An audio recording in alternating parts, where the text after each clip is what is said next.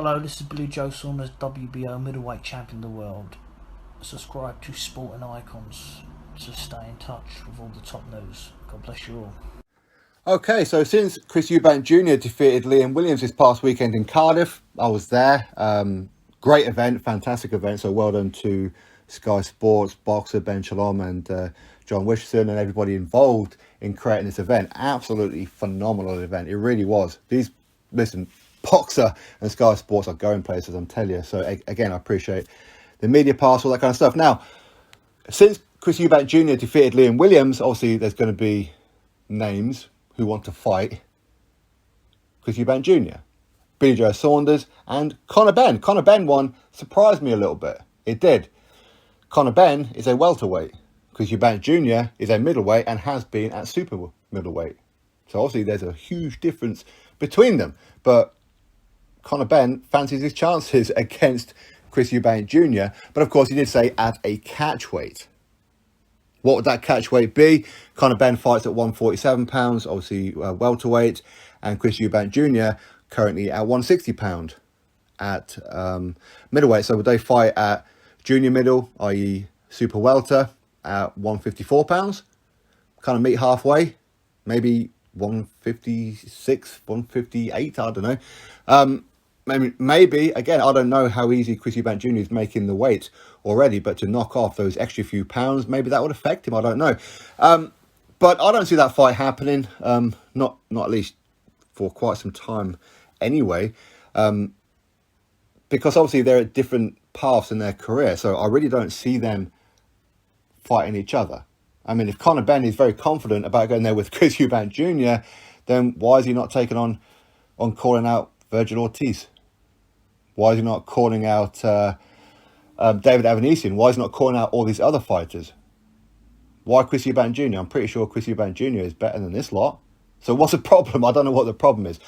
Don't get me wrong. Financially, it would be a very, very good move for both fighters. Of course it would. It's Eubank versus Benn, isn't it? Obviously with the history of both their fathers with their two fights in the past, and of course all the build-up. So yes, of course it would have some nostalgia, but if it was to materialize, I mean, obviously there's going to be no kind of title on the line, but Chris Eubank Jr would have to be a very, very clear favourite over Conor Benn right now. He would have to be. Listen, I'm a big fan of both of these guys, I really am, and of course I wish them both all the best. But to see them two fight, Chris Eubank Jr is too big for him. Too big, too strong, as Carl Froch would say. Too big, too strong. Too skillful, too fast, too heavy-handed for Conor Benn. He is. But would I watch it? Of course I'd watch it. Of course I would. But as I said, I don't see it happening at all, to be honest with you. Maybe one day, a little bit further down the line, maybe it might happen. Maybe one day these guys can have an exhibition or something, I don't know. Billy Joe Saunders, he done an interview with IFL TV. Of course, I watched that, or I should say listen to it. They've done it in a podcast form. So Billy Joe Saunders was on the phone. Don't know why. Don't know why they didn't do a Skype or whatever it is that they would normally do. No idea. But he's saying how he still doesn't rate Chris Eubank Jr. Now, for me, I think Chris Eubank Jr is vastly improved. I think he was doing too much showboating in that fight. Far too much showboating. Of course, there was a chance afterwards that maybe the reason why he didn't do it because apparently he damaged his hand. Yeah, much like my friend Steve Robinson, he damaged his hand in the first round as well. But would people take that as an excuse? Probably not. But Chris Eubank Jr versus Billy Joe Saunders, would I want to see that rematch? Well, of course I would. Are we likely to see that rematch? Well, I don't know, to be honest with you. And if Billy Joe Saunders is pretty stuck on this £5 million,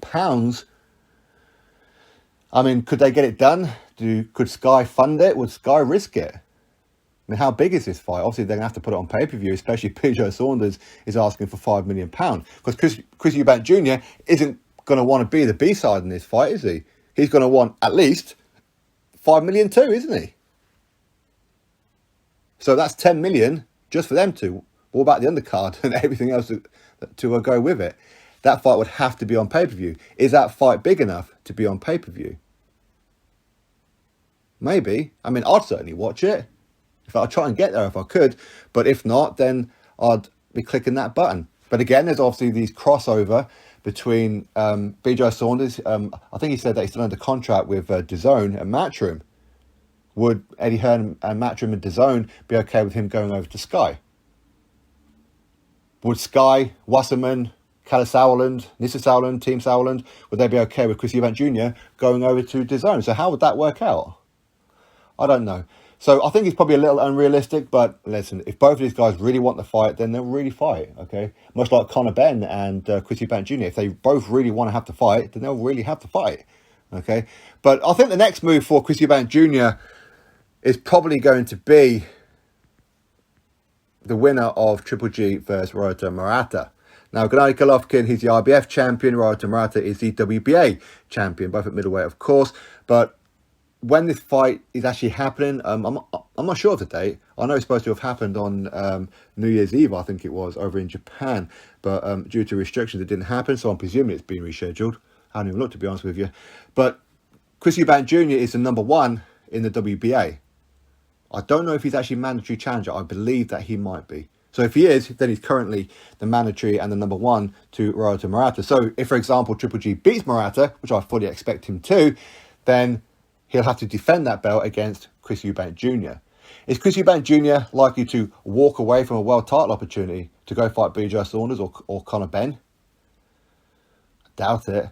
I don't think Chris Eubank Jr. is short of a bob or two. I don't think he actually needs the money too much. He needs a legitimate world title. No, I don't consider him to be a former world champion carrying that IBO around like he was a newborn baby at super middleweight. I never considered him a world champion. I don't see the IBO as a legitimate world title. Personally, some of you will, and that's fine. So I think that's probably going to be the route. There again, I suppose Triple G Murata, depends on when it is that they are going to fight. If it's not going to be for quite some time, maybe Junior wants to have another fight just to keep busy.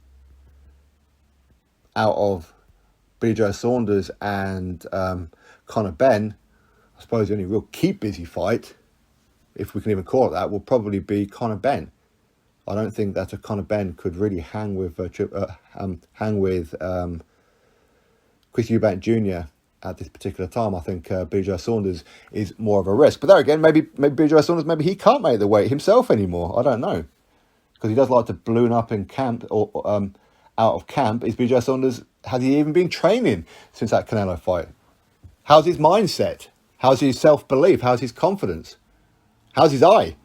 Okay, so again, we don't know. We really don't know. But ultimately, I don't see Saunders versus Eubank or Eubank versus Saunders part 2. I don't see Eubank versus Conor Benn and that either. Genuinely, I don't see that happening. I do see Triple G against Murata and then Chris Eubank Jr. taking on the winner. If you can find his pen. I'm only joking. Anyway, drop your thoughts below, click thumbs up, subscribe, and I'll catch you on the next video.